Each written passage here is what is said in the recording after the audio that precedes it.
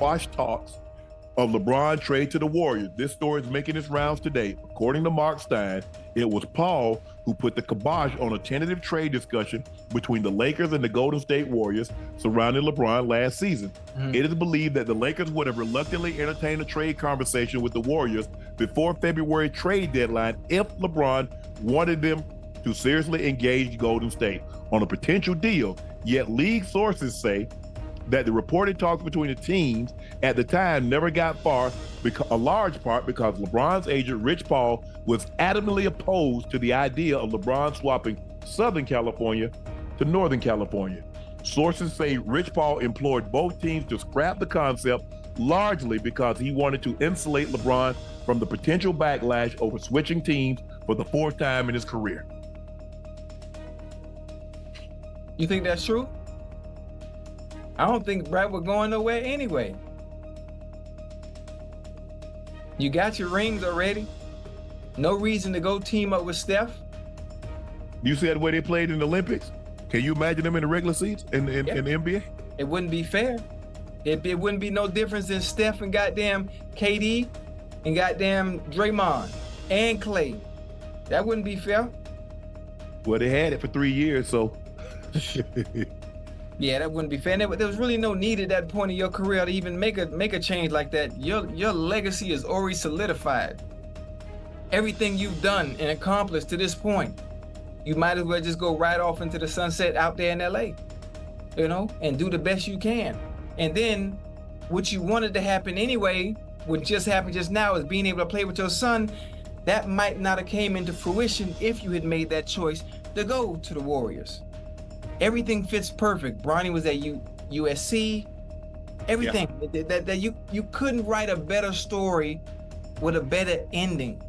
And the story's not even over because I guarantee you, I think LeBron is gonna play with Bryce as well.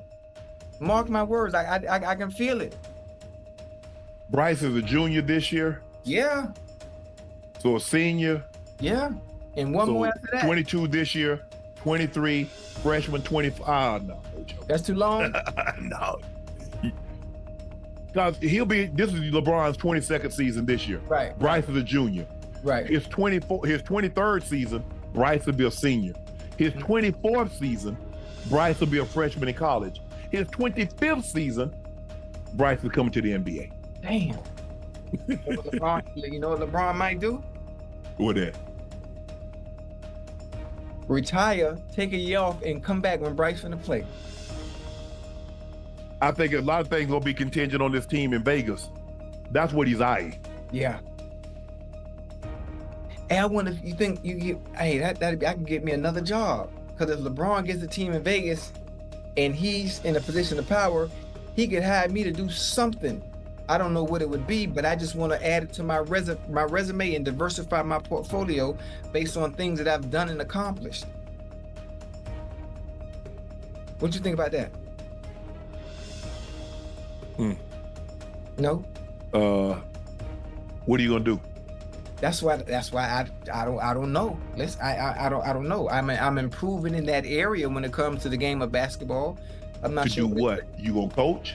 No, hell no, I ain't coaching. Hell no. Okay, so when them boy talk crazy to me, man, no, I don't want to coach. So I'm just trying to figure out what you gonna do. I don't know. There's so many different roles that they have. Okay, well, name one. Name one role that you could play in that you could do on an NBA team.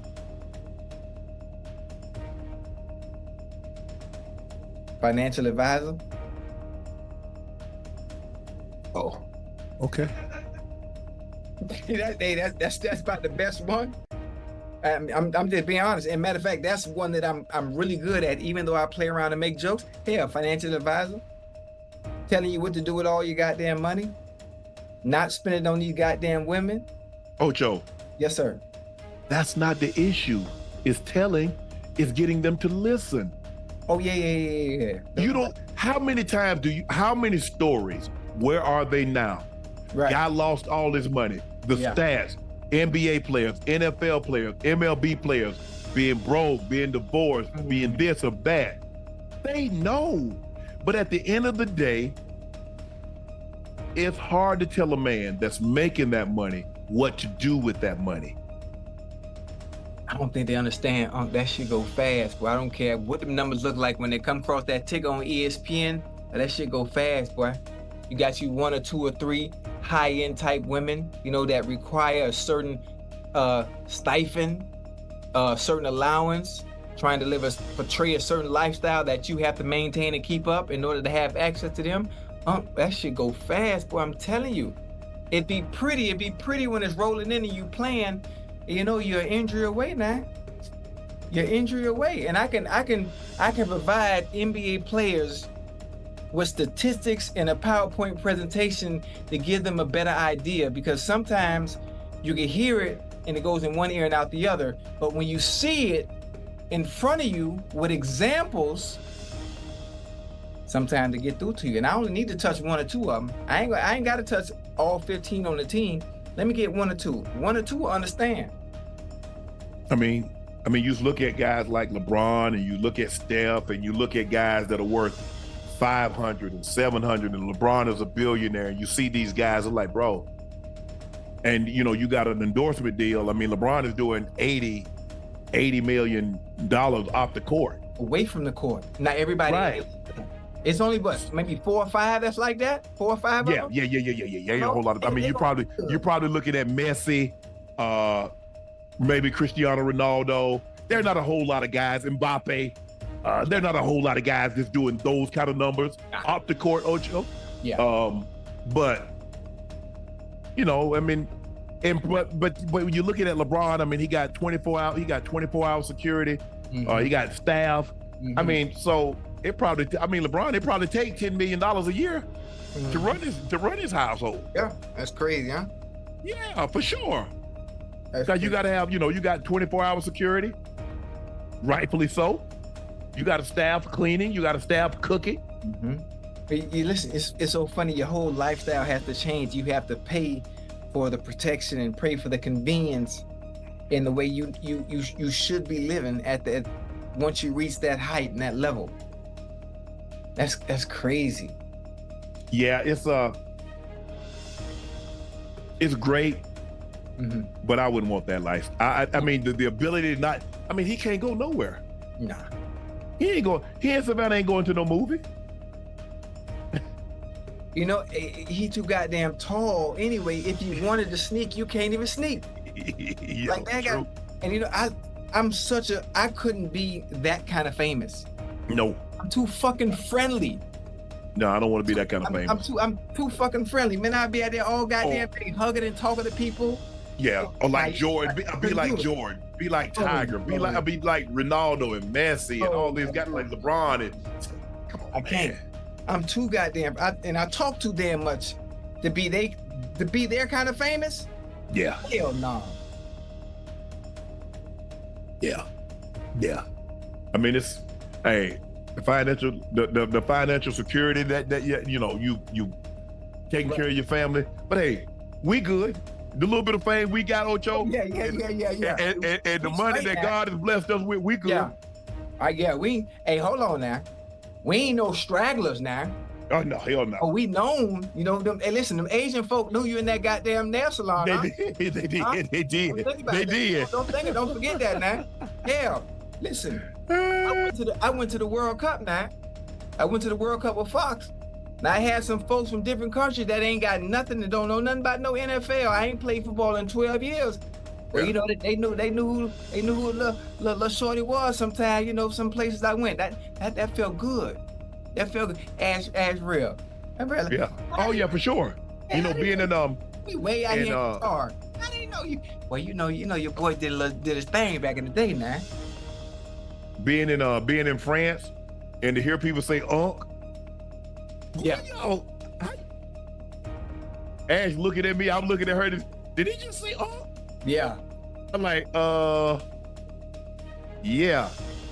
I mean, Club Shay Shay and they know and Nightcap and Cat Williams. I'm like, wow. But you surprised. Right. That, I mean, but I still introduce myself. Because last night was a perfect example. Ocho. Yeah. When I was naming Nikola Jokic, Giannis and Luka and Noah, like, I'm sorry, Unc, but I don't even know who that is. You know what? he probably really don't know who he is, but if you was to ask Jokic who No Lyles is, shit, he wouldn't know who No is either. Exactly. He wouldn't know. That's why I always introduce myself. Right. Because my ego isn't big enough to assume. Right. Ash always like, they know who you are. I say, I can't. Because I'm Shannon Sharp. I'm Shannon. Yeah. Ash be like, I'm pretty sure they know who you are. Mm-hmm. Now, you can't assume that. Right. But, yeah, I mean, I was surprised that he didn't know. Mm-hmm. I'm not, I wasn't asking him about the eighth guy on the bench. Huh? You don't watch no basketball like that. Noah don't even look like the type of person that really watch basketball. Probably not. Nah. Mm-mm. He's in his own little world. He tracked. Mm-hmm. I think he like, what is that? Anime? What is that? He in anime? Because he said something about some cutting edges or something. Yeah. Now see, you asked me something about some anime. I'm like, anime? You talking about anime or anime? According to NBA insider Mark Stein, discussions between the Lakers and Warriors about sending LeBron up north to join Steph Curry were very real until Rich Paul stepped in and shut it down. Why? Well, it seems like Paul wanted to protect LeBron from yet another backlash, something that would inevitably come if he switched teams for the fourth time in his career. But is that really the full story? Let's dig deeper. As the February trade deadline approached last season, the Lakers were reportedly open to the idea of trading LeBron to the Warriors if, and only if, LeBron himself wanted to make the move. But sources say these talks never gained serious traction, and the blame lies squarely at Rich Paul's feet. It's been suggested that Paul was adamantly against the idea of LeBron swapping Southern California for Northern California. But let's be real, was that the only reason? Or was there more at play here, like keeping LeBron in the glitzy LA market, where the endorsement deals flow like water? After all, we're talking about a player worth over $1 billion, and a move to the Bay might have thrown a wrench into that narrative. Speaking of money, let's talk numbers. LeBron is one of the few athletes in history whose income off the court dwarfs his salary on it. We're talking about $80 million a year in endorsements alone. So imagine the chaos if he left the Lakers for the Warriors. It's not just about basketball, it's about the brand, the empire, the legacy. But there's another layer to this saga: LeBron's legacy. Rich Paul reportedly wanted to shield LeBron from the inevitable backlash that would come with a fourth team change. And let's face it, LeBron's legacy is already etched in stone. He's got his rings, his records, and his place in the Hall of Fame. LeBron has made it clear that one of his final career goals is to play alongside his sons, Bronny and possibly Bryce. A move to the Warriors could have thrown that dream off course. Everything is aligning perfectly in L.A.Bronny at USC and LeBron staying close to home. Why mess with that? Now, let's get into the hypothetical. What if LeBron did join forces with Steph Curry? You think the Warriors' dominance with KD was unfair? Imagine LeBron and Steph on the same team. It would have been game over for the rest of the league. But here's the kicker: LeBron didn't need to make this move. His legacy doesn't need another ring, especially not one earned by teaming up with his biggest rival. And honestly, would it have been satisfying? Or would it have been another asterisk on an otherwise impeccable career? LeBron is staying put in LA, and for good reason. He's got unfinished business, not just with the Lakers, but with his sons. And let's not forget the rumors about him potentially owning a team in Vegas. If that happens, we might see LeBron retire, take a year off, and then come back just in time to play with Bryce. Imagine that: the ultimate father-son moment in NBA history. So what's next for LeBron? Only time will tell, but one thing's for sure: Rich Paul's decision to halt trade talks has kept the king right where he belongs. And for that, Lakers fans should be grateful. In the end, Rich Paul's move wasn't just about protecting LeBron, it was about preserving a legacy that continues to unfold in the purple and gold of the Lakers. As for the Warriors, they'll have to keep dreaming of what could have been. But hey, as long as LeBron's in LA, the story isn't over yet.